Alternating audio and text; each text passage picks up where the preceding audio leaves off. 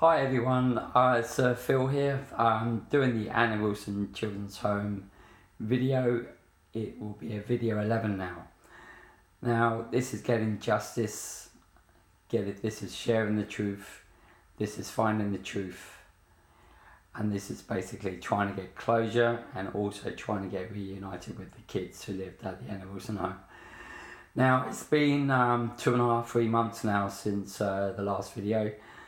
Literally, it is at the stage where this last 2 videos has been pretty much real time, as in the time it's taken me to get information from different bodies who I've been waiting to get information from. Now 2.5 months ago, the ICO got in contact with Kent Police and basically said that I've then now closed up my original case, such as the information, trying to get information on Major Brenda Fleming about if any child abuse had been reported to the police, about Salvation Army, and about a particular the child abuser being Major Brenda Fleming. Now, since then, they basically said that they've got nothing on their system and they couldn't show me any information, and thus with the ICO, I then went forward with the ICO about opening up another case within the same case but under a separate heading to basically, if any reports of any child abuse, reports, allegations, whether it be sexual, physical, mental, psychological abuse, had been reported about anybody reported of any abuse happening to any kids reported to the police. Now, because of this, it was still opened under the same case, but under a different heading within the same case, because otherwise I would have had to renew a new case, and it would have been a month before getting the case looked at, and then a month before another case researcher would get involved, and then another situation with Kent Police having to be got hold of by the ICO about opening up a new case. So we were already on the original case and basically trying to get information spread out, not from the abuser who abused me, but from anybody else who visited the home or was in contact with any of the kids from the home of any abuse reported. Anyway, sorry about my waffling, but I just want to make sure I've got it clear. Now, what I'm going to do now, this is going to be a long video, so I do apologise for you who, you haven't got time to look at the whole video, but look, you've got to look at the video because otherwise you're not going to understand the whole story. Now, what happened was Kent Police basically went to the ICO, and I think it was, I can't remember what section it was, it might have been section 12, basically saying that the limited of time being 18 hours of looking for files and then finding files, and then there'd be a limit of 18 hours to basically try and find the files, and once they're located, then of course location of the files within all the boxes which the information would be in. And there was an 18-hour limit, but apparently the ICO said to Kent Police, well, this situation has changed because it's not actually, I'm actually an individual person, I'm not a governing body, I'm not a public body, so that basically means is that limited the time which can be spent for the ICO to basically say to Kent Police to find the information. So a month went by after that, and literally from the very beginning, 2.5 months ago, well, at the beginning of this week, I got a very disappointing email. The email was basically saying, decision notice of closure of this case. Now, I'm not going to do the video of me reading this because I'm going to do that on the next video, which I'm going to do pretty much straight after I've done this. But what I'm going to say is this: I've got to thank all the people who have helped me out within, pretty much nearly 2 years. I mean, the first I trying to get information about this, most recently about the 14th of October, 2 years ago. And what I must say is the people who've really gone out of their way to help me out. Kent County Council safeguarding team. They've done an amazing job, and for me to try to get information and trying to get justice about what happened at the Animals Home, and they did a remarkable job. I cannot say names because names will be protected, so I can't actually say the names over on the video, but they were basically at Kent County Council, and the team there, two particular ladies, outstanding job, really. Thank you, both of you, thank you. Then after that, there was one particular lady within the Salvation Army. I cannot mention her name either, but she also was there for me, listened to me, had ears for me. The same with Kent County Council. They all had empathy for me. They wanted to listen, they wanted to understand, they wanted to take it all in. So I thank the lady who worked at the Salvation Army also for dealing with my case. Now, next people is NAPAC. NAPAC are the National Association of People Abused in Childhood, and they were amazing too. Now, legally they cannot do anything. All they can do is advise and put me on to other people and basically say, you know, this is maybe who you should get in contact with, and they list the organisations who I should get in contact with to basically show my story to them. But they're really like therapy, counselling people to listen to the abuse and what I went through. So NAPAC, amazing, brilliant, really good, brilliant job. Now, on top of that, I also did want to get information about the Anna Wilson when it first opened, and I went through the archives, in historical archives of ancestry.com, and information through them, and of course through histories of Whitstable and Tankerton. And I got a lot of information from local history information, which I got through them. Now also on top of that, I did go around Tankerton and I got chatting to loads of people, and they did an amazing job of trying to get me to try and get in contact with the kids who used to live at the home, or anybody who used to work there, or anybody who used to live there, or anyone had any association with the Anna Wilson home, full stop. Then on top of that, there was also on another week, a week later, it might have been 2 weeks later, I ended up going to Whitstable, and there was a whole load of people who were able to help me out and try and get information about getting in contact with any of the kids who used to live there, if anybody knew of anybody who used to live there, work there, had any connection with the home. So all the people of Whitstable, I also want to say a thank you to all the people who did want to help me out as well. Then I've also working through my mind as in all the people who were there for me. I mean, the NSPCC, National Society for Protection of Children, NSPCC, National Society of Protection of Cruelty to Children, something like that. Anyway, NSPCC, I know that. They basically were amazing. They couldn't do anything for me, but they had ears and they reported it and everything else. But unfortunately, I never heard back from them. So that was the situation with them. Now, the organisation who I feel a bit like disappointed by, but I know within the system is a bit flawed because it's Kent Police. I mean, I can't say the name, but the person who dealt with me, he had some patience with me. But I've got to say this, I've got to thank him. I can't say his name. He works for Kent Police, and he basically dealt with my case.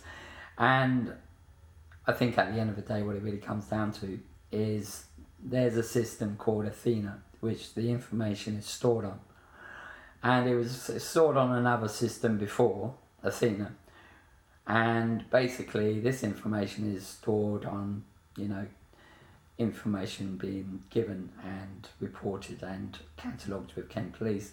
Now, because my case is between 76 and 81, it goes back to archives pre-electronic, and unfortunately enough, thousands and thousands of boxes in many different locations the files would be in. And unfortunately what's happened is that the system is flawed, because those catalogued boxes are not in any kind of order. I'd have to have a specific date and specific more information than what I've got to provide them with information. And to be honest, I'm at the stage with Kent Police where they've done as much as they can, but to be honest, if they had to look into the boxes of all the archives, you know, I got an email, 52,000 hours it would probably take to be able to go through every single box to try and find the information. So Kent Police, I mean, I still feel like I'm a bit disappointed by the outcome, but at the end of the day I've got to thank Kent Police as well. Then Sussex Police were involved, because I did tell them, but unfortunately enough they never came back to me. It was purely that it was out of their jurisdiction. It wasn't in Sussex, it was in Kent. So, you know, even though, yeah, a little thank you for them coming around and seeing me, but at the end of the day they didn't really come back to me, and they didn't really give me any more information. So that's Sussex Police, that was. Then unfortunately I feel a bit disappointed with Greenwich County Council. Greenwich County Council gave me a bit of information, but not enough information, such as, do you know what? We don't know what the animals know. We don't even know of you. And apparently the retention period of my files and anything to do with the animals know being destroyed. So unfortunately Greenwich County Council didn't get anything from them.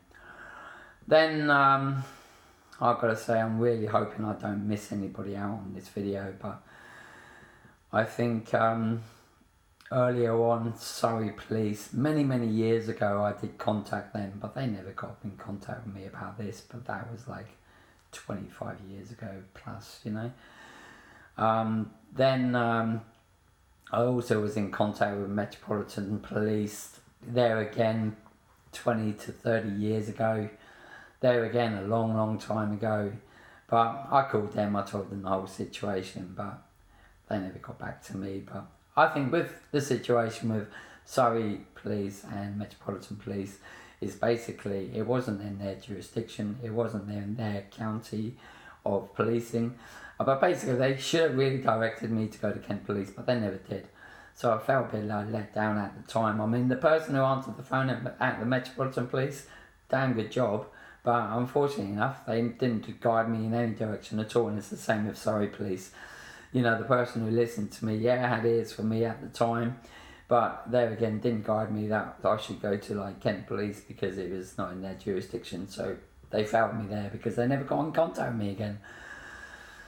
Then I've got to say, there was my local wellbeing centre, which basically is part of mental health. I do suffer from, I wouldn't say, you know, chronic depression, but I suffer from depression. I suffer from anxiety. I suffer from post-traumatic stress disorder. And I suffer from OCD. And I've realised that at times throughout my life, I've even suffered from separation anxiety, which, just couldn't believe it, but suffer from that as well. So basically Brighton Wellbeing, I got in contact with them. Listen to this. They basically said to me that your case is too big and too complicated for us to be able to get involved, because there would be more than 8 sessions to deal with your case. So that basically means that if you've got like serious problems and they don't think they can deal with you within 8 sessions, you're basically put to the wayside, because they don't want to open up a can of worms and then not deal with you. So then, the last and completed situation are the people who I feel most disappointed by as Salvation Army. even though the person who dealt with me originally at the Salvation Army, the person who actually dealt with me to actually deal with my case, basically just did not have any time for me. Basically said, I said to him, I said, look, I want the Salvation Army to give me a public pardon. I then said that I wanted the Salvation Army to have some form of liability, because at the end of the day, even though the abuser, yes, the abuser is dead, he should then go to the organisation who the abuser is working for, because they should have been dealing with the safeguarding of children at the children's home between 1976 and 81. So now I'm at the stage where I really do think that, you know, if I ever had any communication with the Salvation Army person who was dealing with my case basically said the only way he's going to talk to me is either through, listen to this, a solicitor or the police. And he said that he wouldn't be able to do anything about public pardon being from the Salvation Army because I had no proof. It really tells you a lot, because it sounds like the Salvation Army are more worried about protecting their own backs than protecting the kids they were meant to be protecting within their care, within their system, and within the whole care system. So listen to this. There's a law out there which basically means that if anybody refrains or holds back any information, that they can be in trouble as well, purely for withholding information either from the courts or from the police or from not reporting at all. So that means a lot of people don't actually want to come forward and report what they know what happened, or if they know of somebody who was involved about what happened. So it basically means that people don't want to come forward now because they can be in as much trouble by withholding information than the person who was actually the abuser, who was actually doing the abusing. So it almost makes people stand back and think, I don't want to get involved because I could get in trouble for like putting forward information which I basically didn't say anything to, because they've retained information either from the courts or they've held back information from the reporting it to the police. Because at the end of the day, if you know of anybody who's reported or any accusations of anyone doing any form of child abuse, it means that you've got to report them straight away, because if you don't report them, you can be in trouble yourself. So then it means that people don't want to come forward and even report it like years later. So if you know of anybody abusing children, report it to the police straight away. Because all I'm interested in is this, is that child abusers, paedophiles, basically get sentenced, get put into prison, and get justice done, and to keep them from preying on other innocent kids in society. Whether they're in children's homes, whether they're in semi-independent homes, whether they're in foster parents, or even in the average person's house. Just report any form of abuse straight away. Don't think about holding it back. Don't hold it back. Just tell the police straight away. So I'm going to come to the end of this video. The video's gone on for a bit. I know I've been waffling, but look, this is me. All I want to do is basically get justice, get in contact with the kids who used to live at the Anna Wilson home, and basically get closure and be able to move on with my life. Now what I'm going to do, I'm not going to do another video today because this video is 20 minutes long. So what I'm going to do, I'm going to wait a couple of days and I will read the email which I got sent by the ICO about the reason why the ICO are closing the case. It's purely down to time, under resources, with police not having the manpower to be able to deal with this case, purely because I think the justice system should have a big shake-up and let people who are meant to be the police to police our streets, and then people to deal with information such as getting archives should be dealt with an independent body not the police. They should be civilian staff looking for the files and going through archives and getting this information, and they should be separated from the police. Let the police do their job, and not allow the police to get involved with dealing with the archives. The police should be doing their job and like keeping peace on the streets and doing their job how they're meant to be doing, and can then get civilian people who deal with the paperwork for the police and to deal with trying to get information from the archives, because to be honest, that's a bad resource of police. So civilian people should be dealing with archives and getting information from archives. Anyway, this is the end of the video. Sorry about I mumbled on, but you know what, this is me, this is how I roll. Have a good day, everyone. And you know, I've got to say this, even though this email basically said that the case is closed, that's it, it's finished. I will try and go other fields. I'm going to go for a first tier tribunal now. I don't know how long that will take. That could take years for. But I'm going to go to a tier, a tier tribunal, first tier tribunal, and I've gone for that. So I basically got to wait back to hear back from the ICO. And anyway, I also want to say this as well. Thank you for the ICO for dealing with me in my case as well. And that's where it finishes with. Finishes with the ICO. They were the one person and body who I actually thought might have been able to get me some form of justice. But it sounds like the system's flawed, because they basically not got enough people working for the police, and the police should be doing their job, and civilian staff should be working on archives, not police.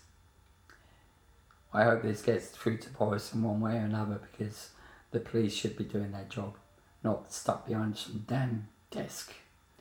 Anyway, I'm out. I'm definitely going now. Take care. Have a good day, everyone. Bye.